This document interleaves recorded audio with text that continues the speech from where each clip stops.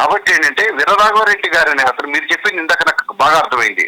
అసలు ఎటువంటి పరిచయం లేని ఒక వ్యక్తి వెళ్ళి ఇంకో వ్యక్తిని ఎందుకు కొడతారండి?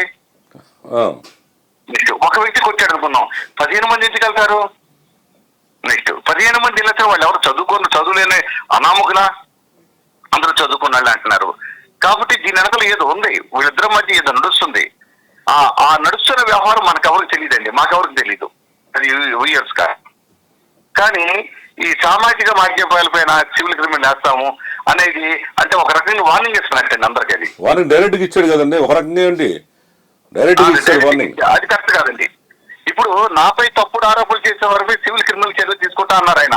తప్పు లేదు, ఎవరు వీరరాఘవరెడ్డి కూడా తీసుకోవచ్చు. వీరరాఘవరెడ్డి ప్రూవ్ చేసుకోవాలి, అయ్యా నేను పలానా మేము చూశాను, నేను నా కంటికి ఇలా కనబడింది అని. కానీ వీరరాఘవరెడ్డి గారు కూడా తలుపు కొట్టి ఎందుకు వెళ్ళారు వాళ్ళ రూమ్ లోకి? అసలు ఏంటి ఇద్దరి మధ్య బంధం ఏంటి అనేది కూడా ఆలోచించేయాలి మనం అందరం. ఇప్పుడు నేను రాను కదండి మీ దగ్గరికి, వారు మా ఇంటికి రారు కదా, అంతే కదా. కానీ వీరు ఎందుకు వెళ్ళారు ఇంటి దగ్గరికి? అసలు అది రాకుండా బయటికి మిగతా అన్ని బయటకు వస్తున్నాయండి. కాబట్టి ఇలాగా మాట్లాడడం కరెక్ట్ కాదండి. నెంబర్ 1 మీ పేరు సుధాకర్ గారు, ఇలా మాట్లాడడం కరెక్ట్ కాదండి. అది ఒక్కసారి రెక్టిఫై చేసుకొని మరి రంగరాజన్ గారు పెద్ద ఆయన మళ్ళీ ప్రెస్ మీట్ పెట్టి చెప్పాలి. కానీ ఎదురుకున్న ప్రెస్ వాళ్ళు కూడా అడగాలి కదండి, అయ్యా మీరు మమ్మల్ని అంటున్నారు, మీరు ఇదన్నీ ఆ ప్రెస్ మీట్ లో వాళ్ళు అడగాలి కదండి. అయ్యా అంత ధైర్యం సీఎంలు ఉన్నారు, పెద్ద మంత్రులు ఉన్నారు, అంత ధైర్యం ఎవరికి ఉంది?